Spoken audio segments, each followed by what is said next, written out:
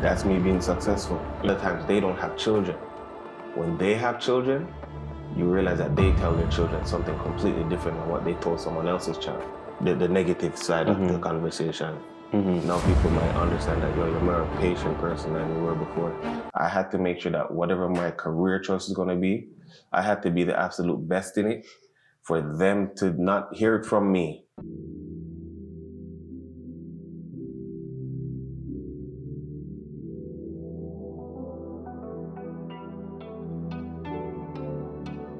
Welcome to the Healing Manifest podcast, where you focus on the 4 pillars of life: physical, financial, spiritual, and mental. My name is Elijah. Bonita. Today we have as our guest, he's a recording artist and a poet. He has a Juno Award, not just for his EP Greater, but also for his album Dread. Please welcome our guest here for today, Kirk Diamond. Blessings. How are you doing today? I'm well, man. I'm well. It's good having you here. And I guess with the music that you have, listening to it and knowing as well that you came here from Spanish Town, very young age. One thing I wonder is seeing how it was for yourself coming up from Jamaica and coming up here into Toronto. How is it for you to experience that shift in culture? Toronto in the 90s was a lot different than what it is now. And because when I came here, we lived on Eglinton Avenue, which is considered Little Jamaica. Egg West, okay. Right, so it was it was home but with snow. That's what it felt like, you know what I mean? And adapting wasn't that hard for me, you know? It was certain stuff I was already starting to get used to in Jamaica. I mean, cable now started becoming a thing. So we were watching the MTVs and the BETs anyways. So I remember vividly watching Snoop Dogg and MC Hammer and Vanilla Ice and those guys. So we were, already kind of being warmed up to, I want to say North American black culture then, right? And at that time, Jamaica considers foreign really like New York and England, really, right? So we never knew much about Toronto, right? So coming here and then, you had Much Music, which I never heard of, and Master T, that was the host for the mix. Oh, yeah. He was my only insight on what was going on back home, and that was twice a week. So it's VHS always taping. So, that was basically how I kept my culture. Yeah. And that's the one thing that's great, is especially, and it's not even just Toronto, the places you're mentioning as well, New York and London, there's so much West Indian influence. So you're able to have a bit of that there. And was there anything that you would say, because one thing I recognize when I look at family, when I look at family that came from Jamaica and they come up here, my grandparents came here from Kingston, but then as we know with Jamaica, if you're from one part of Jamaica, you're not just from that one part, it's everywhere. But they came here mainly from Kingston, Jamaica, and I started learning a lot from my grandma and how she speaks about how she just looked at everything that was present in the foreign as okay, this is it's we made it, we're here now, and it's important for us to prosper and succeed, and it's a different kind of mentality that comes over. Was there anything that you noticed, even though it was a young age, was there anything you noticed that was different for yourself and just how you valued being here? Versus Jamaica? Versus Jamaica, and even with the peers that you had, that you grew up with. I want to say,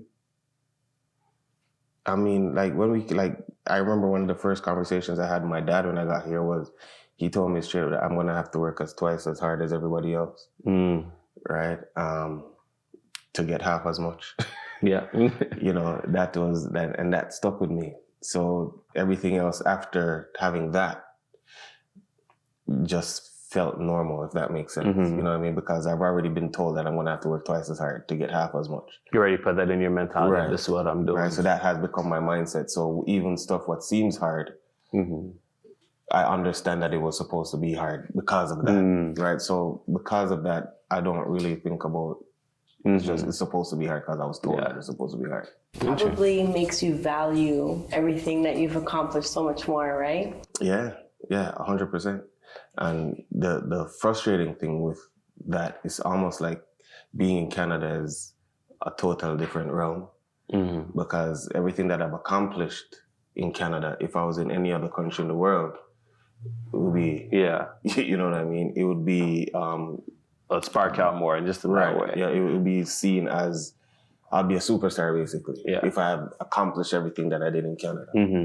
Not to say that I'm not a Canadian superstar, but, you know, internationally renowned. You know, so even that, it's putting that into perspective. It's where the world is concerned. I have to work 4 times as hard because I already have to work twice as hard here, and I have to double that to be, you know, taken seriously or being respected outside of Canada. What would you say is your source of peace, and do you feel like your upbringing had a lot to do with that? Family, 100% is my main source of peace, right? Other than that, I am Rastafarian.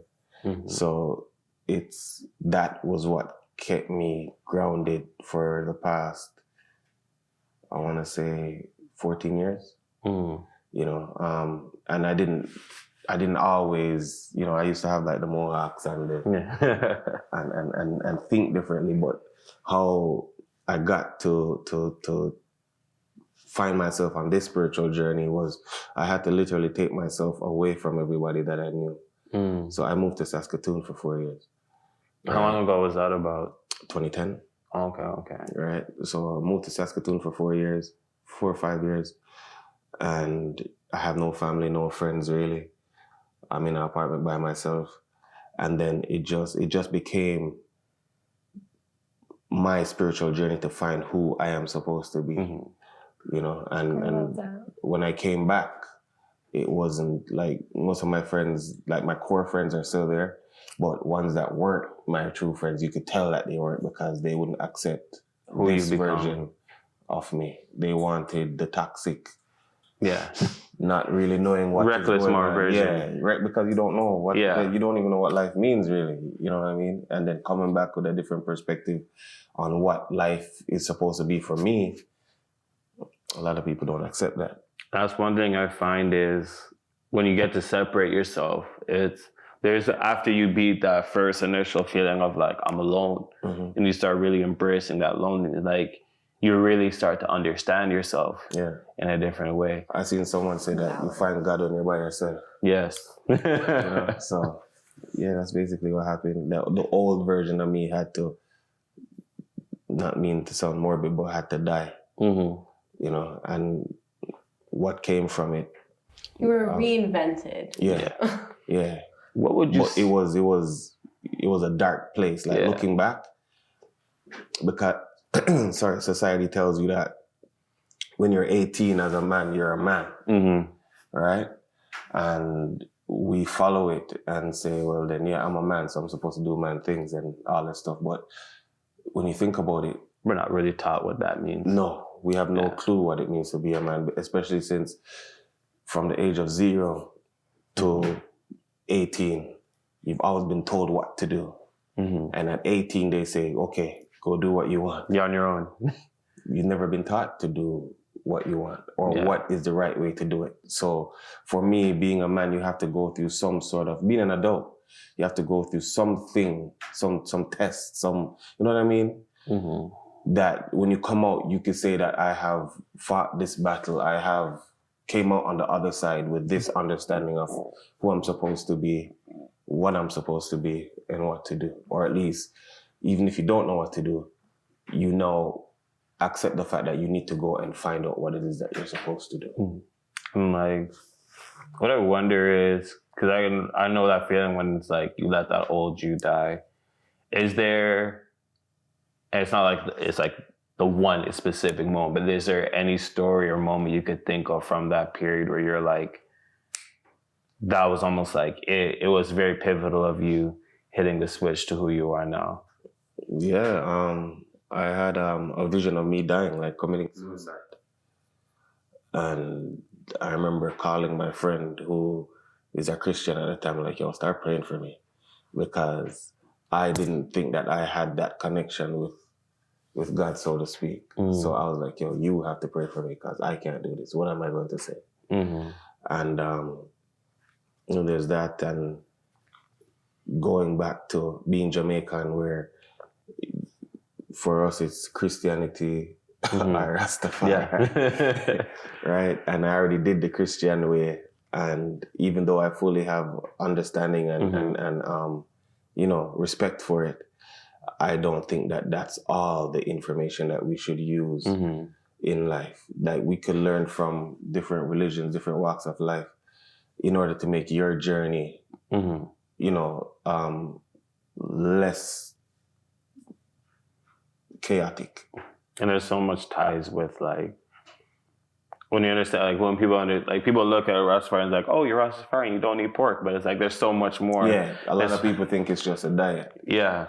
Right? A lot of people think it's just smoking weed.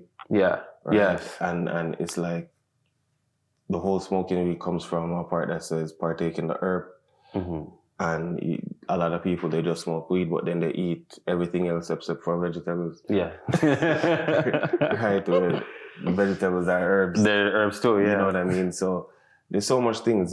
Diet is also what you consume in your mind. Like, what are you listening to? What are you watching? What are you reading? You know? If all you're doing is listening to destruction, then destruction is going to come. That's going to feed into you. Yeah. Eventually, now you're crashing out over stuff that, if these things wasn't placing it in your mind, that might have wouldn't been an option for you. You know? Yeah. And like I said, because honestly, like, I felt a lot of that even myself because I had some experience. So it's when I look at when I started transitioning from the life I was into where I'm at now, I started realizing those things more. And you start listening. I feel like you have that moment too where you start listening to what you're listening to before you start looking at things you're watching differently, because you're just like, I'm not connecting with this. I notice what this is doing now. Right. And it's like, there's certain stuff like from the old app that I still like nostalgic feeling, and it's like, oh, I remember that. Yeah. But for me to go back into it, it's to dive yourself fully back in. It's not going. That's not going to happen. You know. And funny enough, you'll get temptations, and that's the worst feeling ever. Because now I remember being in UK and something happened where it was, if this was 10 years ago, this would not happen because I would handle this situation totally different. And now I am on the verge of mental health problems now, where it's like, do I revert to who I was for my ego, or do I let it run its course? None of them is good, because you're always now back and forth. Is like, so, you know, like they used to have those cartoons where it's like something on the shoulder. So it's like, yo, you should just crash out and just mash up everything. Right? And then the other one is like, yo, if you do that, you lose everything. Right? And then it's like, you're here now. Even when the moment is gone, you're still dealing with, I should have did this, I should have done that, or what should I have done differently? But then you realize that by not doing what, the negative side of the conversation, you find yourself in a better position. It may not feel good for your ego, but you're in a better position. Now people might understand that, yo, you're more of a patient person than you were before, right? Not meaning that other people aren't going to put more tests and trials in front of you, but at least you now have experience of not reacting off of emotion, not reacting off of ego, right? And ego is something that it's a good and it's a bad thing. Sometimes depends on how you feed it. You just mentioned that, like, you've been kind of tested. So when thinking of that, what kind of keeps you in a straight line? What keeps you to not be like, you know what? Yeah, let me, like, screw it. I'm gonna crash out, as you say, right? It's I would say what keeps me in line is knowing what I would lose, right? Like I said, I have children now, and it's one of my biggest fears is not being able to teach them what I know going forward, right? We have to also understand there's two different types of parenting, right? There is, for example, we may have like cousins, especially as like men, we may have like cousins or uncles, and especially Jamaican men, where it's like, before you're even 10, they're telling you, in order to be a man, this is who you have to be. This is how you talk to girls, this, that, and the third, right? 90% of the time, that's wrong. Yes. Right? They're telling you stuff to let them seem cooler to you. Yeah. Right? It's feeding their ego. Yeah. Right, because this is how they were taught too. Yeah. So then now, out of that, now you get a lot of misogynistic business going on. You really don't know how to treat women. This is a part, like this is, and you're looking at these people like, these are the coolest person. I want to be like them when I grow up. I think people don't realize that aspect of it where it's like how I like to put it, it's almost like we're all just individual players in a game, a big game, and we're fed so much from the people that we're around and their own experience. Yeah, and especially if you're looking at these people, especially if you're told that in order to be successful, you need to be driving this car, you need to wear this amount of jewelry, you need to be wearing this clothes. So now if someone with all of these things with their check mark comes to you and be like, dude, you're a nerd, bro. You need to be doing this, that, and the third. Chances are you're going to believe them and want to be that. Now, here's why I said there's two different types of parenting. That's a form of parenting. Then when you realize that a lot of times they don't have children. When they have children, you realize that they tell their children something completely different than what they told someone else's child. Right? So because of that, I know that I need to be able to be here for mine. And I'm completely honest. How I speak to my friends is the same way I speak to my son, right? Because if I don't speak to them like that, when they go on the road, they go to school, their friends are speaking to them like how I speak to my friends, right? I'm not just your dad. I have to tell you, well, this is how you maneuver in this situation, right? It's okay to be emotional, but at the same time, even though they say men aren't allowed to be emotional, you can be emotional, but you have to understand the emotions that you have and how to at least hold on to it, right? Not everywhere is a safe place for you to, unfortunately, everywhere is not a safe place for you to let go, right? But a lot of times we find that kids don't have a safe place to go. They can't go home because, for whatever reason, right? And then that's where I find that the parent may lose a child. Yeah, so for me, just knowing that I have children that I have to be here for, that's the reason why I make the songs that I sing, just in case, God forbid, I don't know when I'm leaving this place. They have those music of their dad to be like, okay, let me follow what dad was saying. Yeah. Right? Just in case. But if not, if I'm still here, God willing, then I am here to be like, I'm your guide. And you're not trying to follow my blueprint. I found the foundation, then you build the next floor. And you take what was taught, what you learned, and have your children, my grandchildren, build the next floor. And that stops me from being the old me. You know what I mean? It's powerful, for sure. And one thing I like too with that is, it's one thing I looked at myself too, and I realized, and like how you speak with your kids, it's how much of the world around us doesn't let us show that side of transparency, especially as being a man and being able to have that transparent conversation. It takes away so much of what a lot of us lack when we're younger, when we're just like, you're telling me this, but I don't understand why. And you're able to bridge that being like, look, I'm going to be honest with you. Like, this is who's gone, this is what's here. And I see a lot of those, like a lot of that, like I can only imagine what those messages are through the music that you make.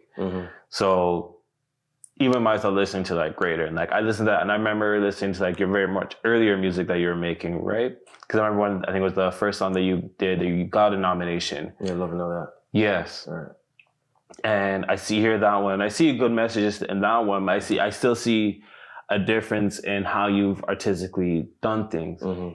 And when I listen to like Greater, and like your more newer one, Dread as well, I can see a lot more of that influence that you have for your kids in that music. So I guess that is more so with Dread being the more newer one. Yeah. Walk us through the process of you making that album, what that album making process was like there. What, Dread? Yeah. Dread was, like, back to your question, like what it was like coming here. So Dread is what it felt like when I came here. It was everything that I remembered about Jamaica is Dread, right? It is the music I was listening to, like the cassettes that my dad had. It's all from like the 80s, like the rubber dub era sound system type of vibe. And that's all I had. Because my parents weren't letting me go outside for nothing. Like there was people busting shots outside on Eglinton. So like go outside, no sir.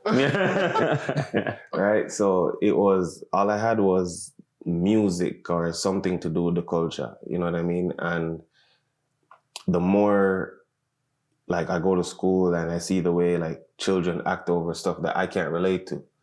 Right? So for example, wearing Jordans, right? So kids used to come to school, oh, you're wearing New Balance or whatever. And they're wearing Jordans. And I don't understand what is this Jordan business that you're telling me about. Yeah. Like, why should I wear Michael Jordans? I'm a Patrick Ewing fan. I'm Jamaican. You know what I mean? So I'm a Jamaican person. There's Jamaican in the yeah. I will wear Ewing every day except for Michael Jordan. Just because of this was what, for us, we watch the Olympics. We know how Jamaicans get when we're in anything, right? So that was my thing. So I couldn't relate to what they were talking about. You know what I mean? Like playing pugs and all these things. Like, I don't know what you guys are talking about. I know about playing marble and all these things. So it's like a different culture shock. So for me, the music was my safe place. Like, I know what's going on here. Right? And Dread was just me trying to recreate that feeling. Yeah. Now, did you know Pogs back then? Yes. Oh man. yes. I'm an 87 baby, so yeah, I know Pogs. So we've seen that you recently performed at the Historic Rose Theater. Yeah. And thinking about that performance, what was the highlight for you? What was the thing that like stood out most for you? About the performance? Yes. And like just the feeling that you felt after. Afterwards, it was emotional because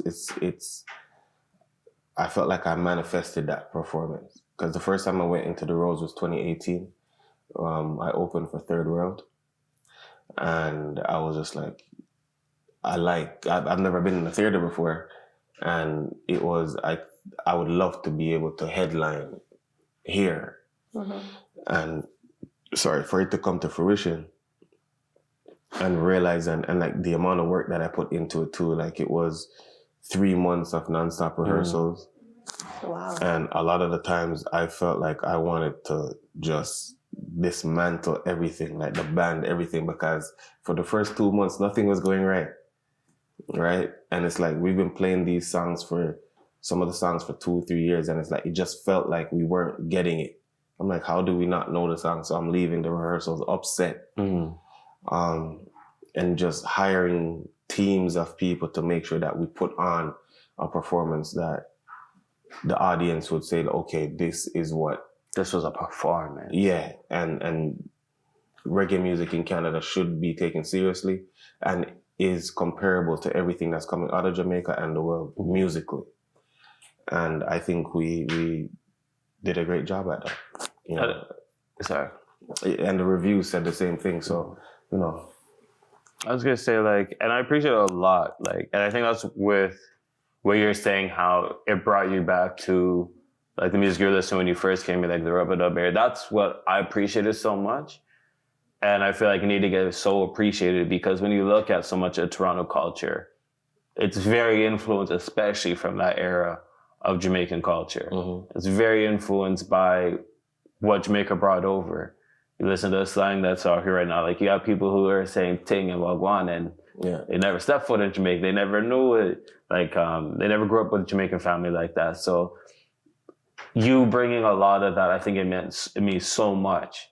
Right. And then not just that, but even hearing how much it meant to you to get like the performance on point as well, like with what you're the show, and hearing how you value so much of not just your own work, but even just working in general. Like you're looking at it like, I need to work that extra 2 times harder. I need to work the extra 4 times harder. And with what you produce with your band and everything, you put that there as well. And it's like, look, we're going to do this.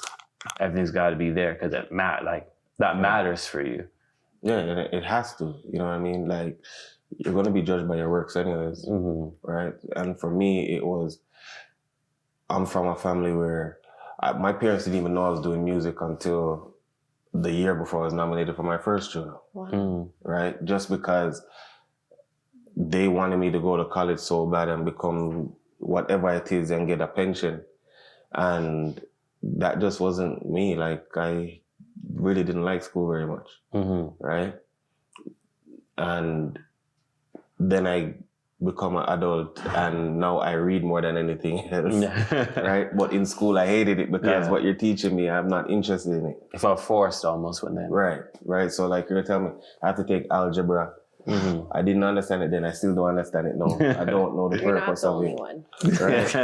And yet still my grade point average is all the way down because I failed something I didn't understand. Right? So because of that, I knew that anything that I was supposed to do for my parents especially, remember the first thing this man says, work twice as hard to get half as much. I had to make sure that whatever my career choice is going to be, I had to be the absolute best in it for them to not hear it from me, but hear from this community that he's great at what he does so that they will allow me and give me the blessings to continue to do what I'm doing, or else I wouldn't feel good about it. And to make sure that they're there, like, you're telling them, I do music, this is what I do. And it's, you have to make sure it's like, okay, like, this is what I do, this is what I am doing in that process, as opposed to just being like, I'm making music. You felt like. Yeah, I had to do that so that they would at least understand that I'm not, and it also influences the type of music I make too. Because it makes no sense for me to be singing certain stuff that I wouldn't play in front of my parents. Right? So that was my first influence, and like, okay, and I did some songs that they would not be pleased with. Right? And but now it's my mom probably listens to me more than I listen to me. What's funny is I remember when I started making music and similar kind of way with my family. And I remember one of the first songs I did, my dad heard it and he's like, it's good. What's this that you're talking about in this song here? They do that. I remember I was doing a dub plate. I sing about in Greater. I was doing a dub plate, and you know what a dub plate is? No. Okay, so you know, like a battle? Yeah. So dub plates are, I will sing a song, but I'm battling, the song is for a sound system that's battling another sound system. So it's very violent, like it's like they're going to war. It's like playing Battleship, basically. Oh, okay. So whoever has the best song dissing the other sound or killing the other sound, that's what it was. So I was doing a dub plate and it was the most shoot them up, this, that, and the third. I didn't know my dad was home. And he just knocked the door and was like, hey, is that what you're calling music? Come on, better you go get a job. And it's like, oh. It was like, okay, that's a wrap. The song didn't get the dub plate. I just canceled the file, deleted everything, and never did it. It's like, all right, back to the drum board. And I wonder what that is like, because there's so much that matters for you, and you look at things very deep with life, like outside of the music success. Like when you look at success for yourself and you look at accomplishments outside of what we're shown as big accomplishments, the money and all these things, what have you felt was the greatest accomplishment you have accomplished? And is there anything outside of that you would want to accomplish for yourself? Outside of music? Outside of music, outside of the business, internal, just you. I want to tell you, like, I think for me, success is by your own perspective, right?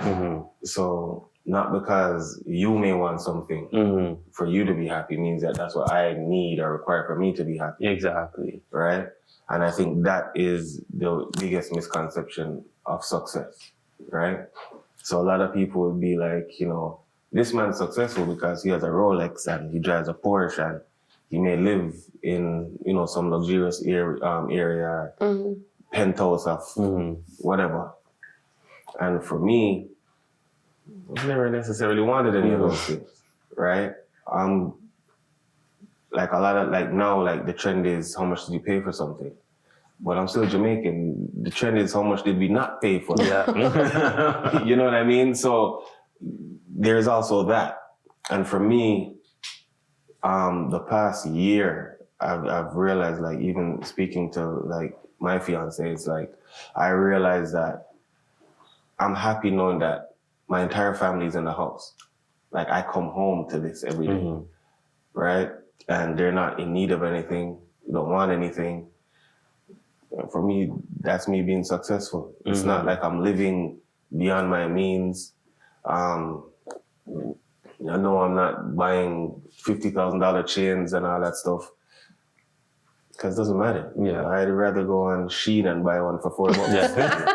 I remember us actually having a similar conversation of just how, some of what you were saying with how success is gauged in society, right? And a lot of us end up being like, we don't have the means to get like this super expensive things, but we get it to check off the boxes of, I have this. Like, I remember us having Supercar. I think it was in one of the earlier episodes we recorded before. And it's also what that feeling, what it gives you, that feeling, right? But at least with you, you see that being successful is just things and it's things that money can't buy. Yeah, right? Absolutely not. Like, for example, like, I remember in Jamaica, there's a dude from my era. This is the first car I ever knew what it was, a BMW, right? And so when I turned 18, I didn't look for any other BMW but that one. And it was a 94 M3. And I got it for a steal too. I think I paid like $3,000 for it. That's really and good. I bought it. And when I bought it, I had to buy tires for it every 3 weeks. And the gas to put in it was not normal. It was 90 and all that. And the insurance for it was ridiculous. Right? So yeah, I paid $3,000 for it, but I spent maybe like 10 grand trying to maintain it. And I was not happy. I sold that so quickly. Like, I sold it and I said, I hope like this car goes up in a flame with no one. I hated the damn car afterwards. Didn't make me happy. Like, never this again. Right? And then, you know, I would never, ever. And then I ended up in COVID. I bought a Benz because the owner unfortunately died from COVID. And the wife was like, do you want this car? Just give me $2,000. The car was worth maybe like 20 grand. And I bought it. And I was like, okay, so now I'm in a Benz. Yeah. It's not as important as you would have thought it before. It's just a car. Yeah. Right? But then I go back to Jamaica and it's like, everyone's like, oh my God, look at that Benz that's passing. I'm like, don't look at it like that. But what do you tell people that, yeah, you know, that may never have seen these things, or now they're seeing it for the first time and all they did was hear about it, right? They're going to strive for these things to check off that box that you're talking about. It's like, one day I hope to do this. And a lot of people, it's as simple as one day I hope to go on an airplane. Right? And go somewhere other than here. You know, but I just take success as, if I'm happy at nights, I'm successful with that. As long as I don't have to do anything outside of myself to eat. Yeah. I'm good. It's like you said, it's more that internal thing where it's like, for some people, one of those check boxes are just as simple as going on a plane. And the next person is going to be, okay, I want to be able to skydive into a yacht or whatever it is, something extravagant, right? And it just ends up being realized in what really matters within your life. And it seems like you learn that understanding and you see so much of that where the physical aspects of life, you recognize those aren't the check boxes, those aren't the boxes that are for you anymore. It's like, would there be anything like that you look at and you're like, that's not in my checkbox, but this would instead be in there? Going to Africa is definitely one of those things that I want to do. Given, Black history and all these things. It's like Marcus Garvey said that if you go back to the continent, you're a pioneer for your bloodline, for your family, right? Because remember, when they left, it was the door of no return, right? So just to return, call it 40 generations later, that was not supposed to happen. You know what I mean? So even you doing that, and I think certain things unlock things in your DNA as well, right? So like, put it this way, someone may grow not having much, right? And then we always hear the story of, one kid is the first to ever go to college in that family. You know what happens to their kids? All of their kids go to college. You know what I mean? And then it's like, even if they went to college and they became an engineer or something like that, or whatever, anything, a mechanic, right? Then their kid is going to go to school to either become a mechanic or they become an engineer that builds something for cars. And then their kid, certain things, I just think like it unlocks things in your DNA, right? Traveling, someone that never left somewhere before, then they have a kid and they end up having an opportunity to go to, say, here. Their kid doesn't stop traveling ever. It's like, oh, this week I'm in this country, right? I think it's a lot of that. We have to look to unlock certain things for our family as well, including breaking family trauma too, right? And locking off certain things that we haven't or the people before us didn't, because that also gets passed down, right? So it's like, for example, if we see someone in our family who's an alcoholic, chances are their children drink too, right? Just like how they say, like, certain illnesses, they say it's passed down through. It's hereditary. So I think that success can be passed down. It's just how it's set up. You know what I mean? You do whatever you can for your children to go to school and have the best education, this and the third. Then it's up to them to take it further on their education and what was set for them. And thinking about all the things that you've accomplished so far in your career, do you feel like you've paved the way for your children, and are you content, and like what's the next steps looking for you, like in terms of your career? Well, my steps started with my dad, right? So just like I'm telling you, so my dad was a DJ in Jamaica, and because Jamaica had like a lot of, well, still have it, but not as much as it was back then, but like political violence. So my dad, he's from one area, he's played for the prime minister, and stuff happened and someone sabotaged the sound system, exploded, this and the third. And my grandma told him, hey, don't do that no more, because you're not going to live very long if you continue with that. So that music gene was in me, right? And so when I took it now, it's like, okay, I'm the first in my line I'm doing music, I'm traveling, I'm touring for music and stuff like that, which was probably what he wanted for himself. But because he unlocked it by even starting it, I was able to, use that as my foundation to step up. Now, my eldest son, he's a producer. I can't stop him from doing music. It's in him too, right? And he's doing things in half an hour that I may have to watch YouTube for maybe like 3 months to get what and that's on his first go. And my younger brother, he's a producer that working with like Stevie Wonder's son and all these people and going to LA every month. And my youngest two now, they're 3 and 2. All they do is stand up in front of Gracie's Corner and dance and sing all day.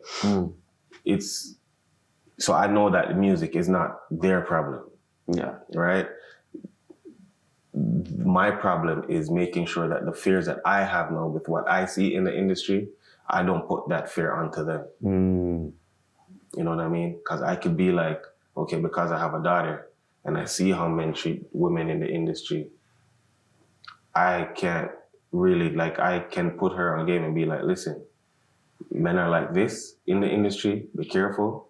But I can't be like, you're not doing music because I seen too much women get this. At the end of the day, I'm still your dad. right? And I just have to know not to instill my fears in them. They have to be able, because even me, I'm a shy person. So outside of me being on stage, if you ask me to do like a public speaking thing or even a games night, I may not open my mouth like the whole night. I may just be in the corner eating fruits and drinking water. That's not me, but I know that that's something that is for me, where it's like I'm afraid to embarrass my family, or I don't want anyone to pick on me, any type of, like, that's from like childhood trauma.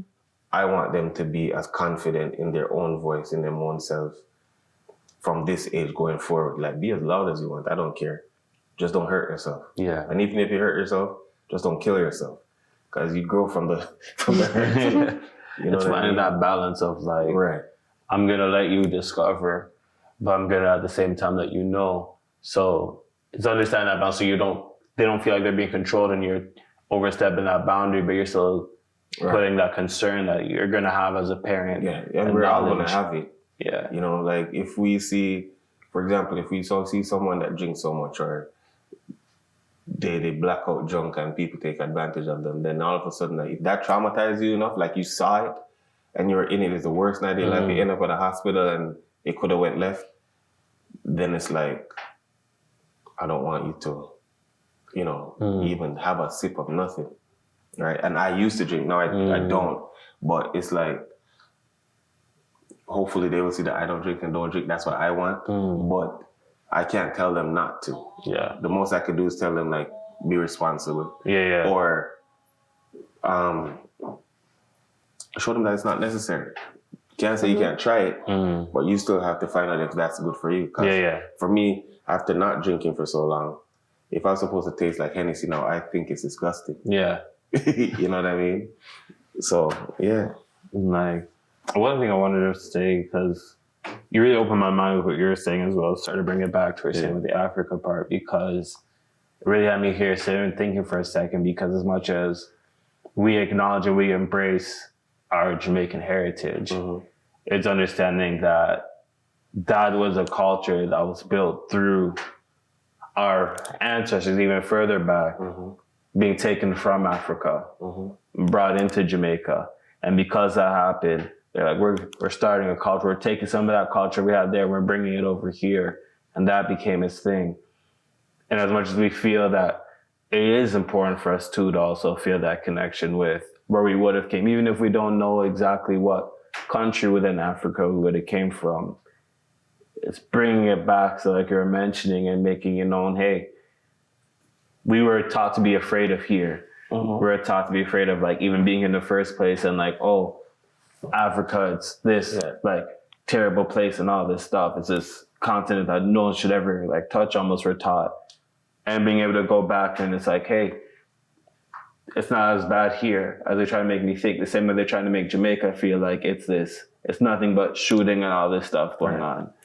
I mean, well, what we have to understand too is, even if it's just to go and visit, just to be in the sunlight, that is a lot, right? But Caribbean people, even just anybody that they say was on those ships, right? It's a mind game that we have to also understand, that we created a culture when there was none given to us, right? So Jamaicans can't necessarily say, okay, I'm from this village in Africa or this or whatever, right? But being Jamaican is almost like we took a blank slate and painted it with so many different cultures and all that stuff, because even our patois, right? It sounds closer to Irish than it does anything in Africa, right? Because we're taught English by the Irish slaves, right? The way we do music is different because of our experiences as well. Everything is your experience changes, you know, the flow of the momentum that you're going in, right? So when someone's supposed to be like, okay, then you guys came from Africa. Okay, where?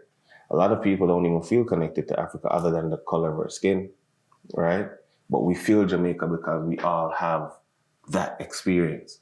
Until you go to Africa now, and then you realize that, I'm assuming, because I've never been, you realize, well, then the culture here isn't that far from what we do back home. So innately, there has to be some connection here between them and us, right? But it's just a matter of finding yourself in the culture that you have first and being proud in that. That way you could see the similarities in everything else, right? And I think that's even goes back to like most people that aren't racist have traveled the world and realized that most people are exactly alike. Yeah. Right? But if you're just in one corner and you listen to CNN all day, you're a racist for sure. you don't listen to, like someone else is telling you how to think. Yeah. Someone else is telling you what to eat, how to eat. Don't ever touch this place because it's like this. Right. Yeah. You know what I mean? Like even the other day, like with the president saying that these people are eating cats and dogs over here. People really believe that everyone in Springfield, Ohio is eating cats and dogs. I'm not going there. They only eat cats and dogs. It's not true. But this is because you've been told this. You've been told this, right? So until we get up and say, listen, we're going to go try something else. Just like when you said that you went to go eat Vietnamese food. Yes, I right? love it. Wow. It's like if you don't do these things and start to appreciate other cultures and other people, then you're not doing Toronto properly if you're not trying different cultures. You're not doing yourself properly. Like, you're not doing yourself any justice at all. Yeah. You know what I mean? It's like I live in Brampton and there's a lot of like East Asian people there or South Asian. South Asian, yeah. And it's like we're influenced by that too, whether we like it or not. Like I don't understand what they're saying, right? But it would be weird if I was in Brampton and I didn't see him. Like I would feel something's going on that I don't know what's going on. There's literally a culture shift now if they're not here. If they're not here. Yeah. Right? Whereas if I come downtown now, or if I go to Kensington Market and I don't see hipsters as they call them, like I'm like, yo, what the hell is going on? What just happened here? Yeah. Right? Yeah. But you appreciate it for what it is. Like you go any neighborhood and you could find something that you might never know before, but you enjoy it. You know? So like for me, like if I go to the UK, I know that if I go to Brixton, then I'm so engulfed in old school reggae culture in the UK because they don't change anything. Yeah. They still dress like it's 1980s and it's still the sound system that they're stringing up to the light post and they're still playing vinyl. And it's like, I just went back in time to before I was born and I'm enjoying this. And it's like, if you don't experience these things, I don't know if you can say you lived. And like, Facts. Honestly, with like everything, this is actually perfect. And it's so much of what I like coming out and just hearing you, being able to be in touch with your inner self and understand the inner you and getting a lot of the conversation. I appreciate you so much for I appreciate coming to the show. Make sure you guys also follow him on Instagram, listen to his music on Spotify, Apple Music. Just have to type in Kirk Diamond. It's going to be in the comments below as well. If there's anything that you like very in particular, let us know as well. Like this video, share it. Thank you for coming to Healing Manifest Podcast. Have a great rest of your day. Thank you. And hope you guys have a wonderful rest of your day as well. Continue to find that inner peace for yourself and peace out.